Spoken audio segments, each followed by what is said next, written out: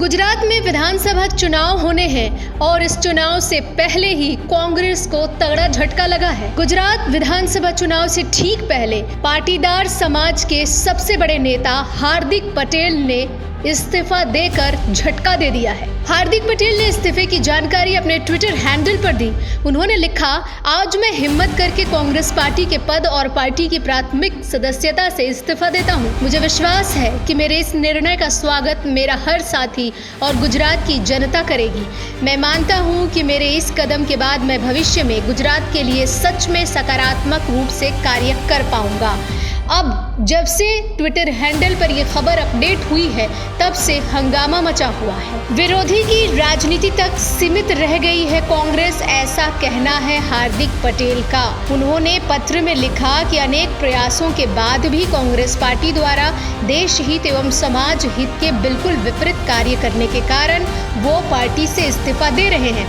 उन्होंने आगे लिखा कि देश के युवा एक सक्षम और मजबूत नेतृत्व चाहते हैं, लेकिन कांग्रेस पार्टी सिर्फ विरोध की राजनीति तक सीमित रह गई है, जबकि देश के लोगों को विरोध नहीं, ऐसा विकल्प चाहिए जो भविष्य के बारे में सोचता हो। अपने इस्तीफे में पाटीदार नेता ने लिखा कि अयोध्या में राम मंदिर हो, CAA NRC का मुद्दा हो, कश्मीर में अनुच्छेद 370 हो या GST लागू करने का निर्णय, देश लंबे समय से इन समस्याओं का समाधान चाहता था और कांग्रेस पार्टी सिर्फ इसमें एक बाधा बनने का काम करती थी। उन्होंने आरोप लगाया कि पार्टी के शीर्ष नेतृत्व में गंभीरता की कमी है। मैं जब भी पार्टी के शीर्ष नेतृत्व से मिला तो लगा उनका ध्यान गुजरात के लोगों से ज्यादा अपने मोबाइल और बाकी चीजों पर रहा। जब देश में संकट था तो हमारे नेता विदेश में थे। उन्होंने कहा, हमारे कार्यकर्ता अपने खर्च पर 500 से 600 किलोमीटर की यात्रा कर जनता के बीच जाते हैं और देखते हैं कि गुजरात के जो बड़े नेता हैं उनका ध्यान सिर्फ इस पर रहता है कि दिल्ली से आए नेता को चिकन सैंडविच समय पर मिला या नहीं। इस तरीके से कटाक्ष किया उन्होंने। कुल मिलाकर बीजेपी की तरफ उनका रुख दिख रहा है। कयास तो ये भी लगाए जा रहे हैं राजनीतिक गलियारे में कि क्या अब हार्दिक पटेल बीजेपी का दामन थामेंगे।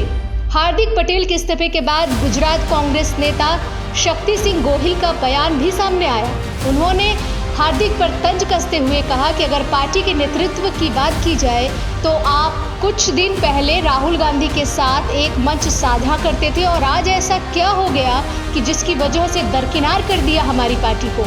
हमारे पास आंतरिक लोकतंत्र है। आंतरिक लोकतंत्र और अनुशासनहीनता के बीच एक पतली रेखा होती है। बीजेपी के पास आंतरिक लोकतंत्र नहीं है।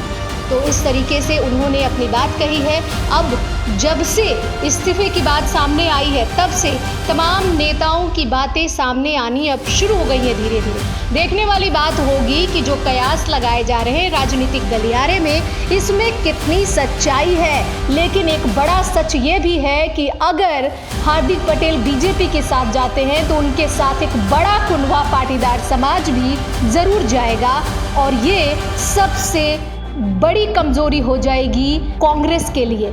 तो कांग्रेस के लिए एक बार फिर से मुश्किलें गुजरात में बढ़ती हुई नजर आ रही हैं। इस पर क्या है आपकी राय, जरूर बताइए। क्या हार्दिक पटेल बीजेपी में शामिल होंगे या फिर कांग्रेस को लेकर उनका रुख बदल सकता है? हालांकि उन्होंने बाकायदा ट्विटर पर अपना इस्तीफा दिया है। जल्दी से कमेंट करें, ढेर सारे सुझाव दें और देखते रहें न्यूज़ आई इंडिया।